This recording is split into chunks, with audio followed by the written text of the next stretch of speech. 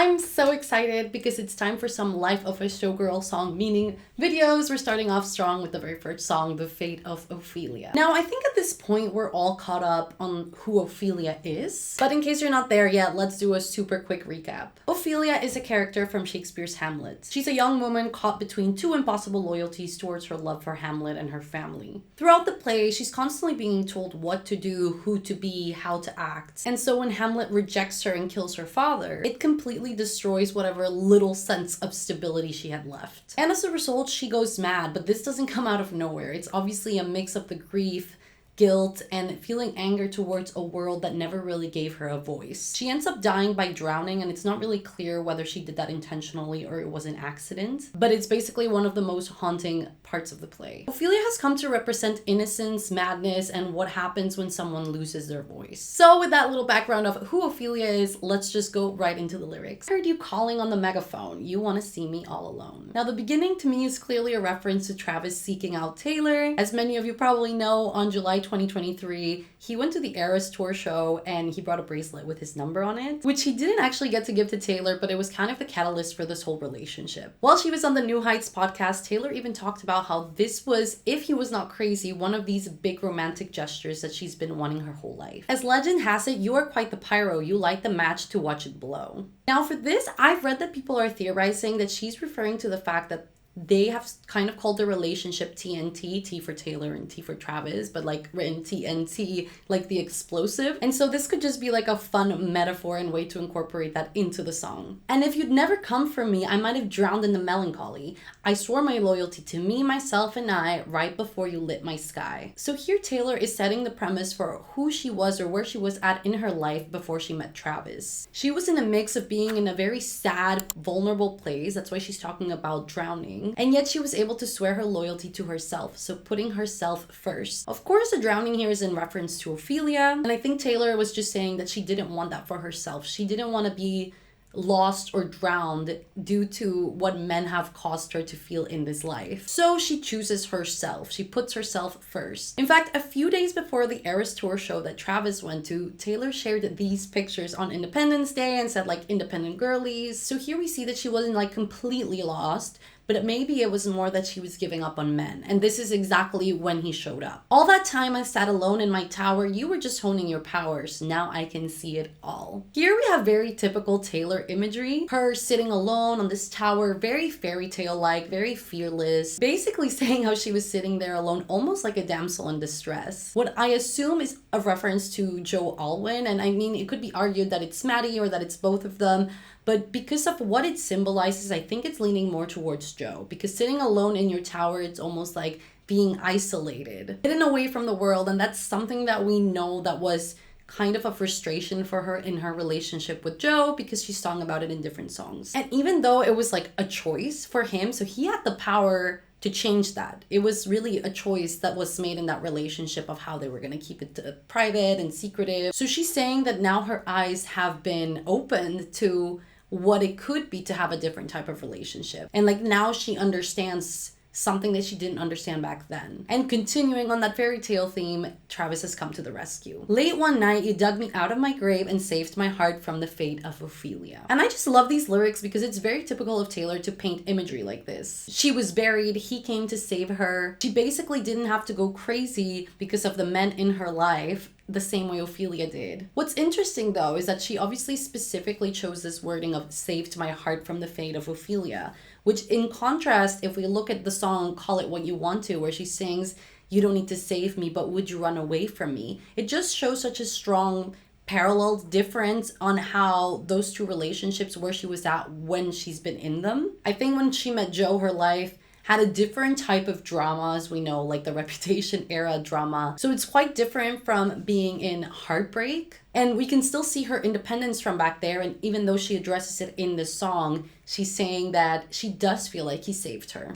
Maybe she really was on the verge of like giving up on love. Keep it 100 on the land, the sea, the sky. Pledge allegiance to your hands, your team, your vibes. Don't care where the hell you've been, because now you're mine. It's about to be the sleepless night you've been dreaming of. Keep it 100. I think also by now we all know, but it's the Taylor Swift numerology. Of course, her favorite number being 13 and Travis Kelce's jersey number being 87, adding up to 100, and I think she just loves that, so obviously I had to make the song. For the line Pledge Allegiance, some people think it's a little bit of a reference to So High School, which is another song she wrote about Travis, because in American high schools, that's something that everybody does. I don't know if every day or once a week or once a month. I have no idea how it works. But so she draws that parallel and basically saying how she's pledging allegiance to him. His hands, his team, obviously in reference to the Chiefs, his vibes, like just who he is as a person. She's clearly very, very in love. And so we go into the second verse. The eldest daughter of a noble man, Ophelia lived in fantasy. But love was a cold bed full of scorpions. The venom stole her sanity. So Ophelia is in fact the eldest daughter in the play. Though we can also see this a little bit as a reference or foreshadowing to her song Eldest Daughter. Ophelia's story really revolves around the pressure she has from her father, her brother, and Hamlet, and her love. And she's portrayed as often drifting between reality and illusion. And Taylor uses a metaphor here talking about scorpions poisoning basically her sanity, ultimately leading to the reason for her going insane, which is similar to what happened to Ophelia. And if you'd never come for me, I might have lingered in purgatory. You wrap around me like a chain, a crown, a vine, pulling me into the fire. So here again, Taylor is basically saying that if Travis had not come for her, she doesn't know how long she would have lingered in this purgatory that she was in.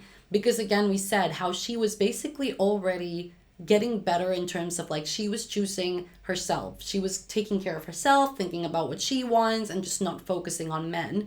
But maybe that wasn't the full fulfillment that she wanted. So she wasn't neither in heaven or hell. She was in purgatory and like an in-between where she's like, okay, but she's also not. She describes him as wrapping himself around her, which almost sounds a little bit violent. But apparently, Ophelia's last actions before she drowned was climbing a willow tree and weaving a garland of flowers. So this could be playing into the whole Ophelia metaphor, but with a plot twist where instead of it being the action before she dies, it's the action that saves her. And pulling her into the fire, again, could be another reference to this TNT that we talked about earlier. And then the chorus repeats, and of course, we reach the bridge. "'Tis locked inside my memory, and only you possess the key, no longer drowning and deceived, all because you came for me." The first line is actually like an altered quote from Ophelia. In Act 1, Scene 3, she says, "'Tis in my memory locked, and you yourself shall keep the key of it." And this is from when Ophelia is reassuring her brother that she's listening to his advice. And now what I think Taylor is trying to say here is that she has learned from those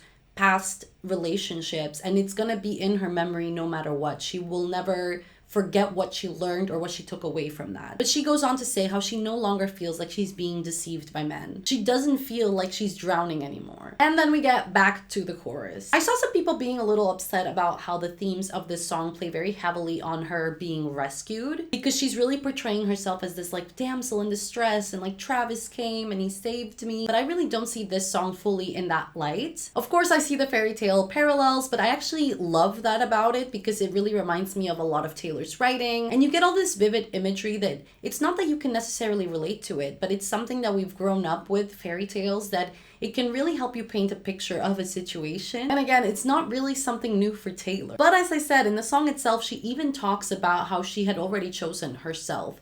So it's not that he completely saved her from anything, but just from her faith in men, I feel like. Maybe she was giving up on dating and he showed up and she was like, you know what, let me give this another go. And now she believes in love again. Because even if everything else in your life is going great, like you are doing you, focusing on, I don't know, your health, your music, your art, whatever it is that you love, it doesn't mean that part of you can't still be sad. And that is something in life that if it's love, then you do need a man or a woman or whatever to play that role to take you out of that sadness if that's what you feel like you're missing. Because beyond that, she was okay with herself and everything else she has. So for me, when people are a little bit upset about her being this like damsel in distress in the song, it's also like, well, if she's giving up on men and she's hurt by men, the only thing that's gonna pull her out of that is to find another relationship that makes her believe in love again. Because everything else, at least as per the song or what she's saying, was good.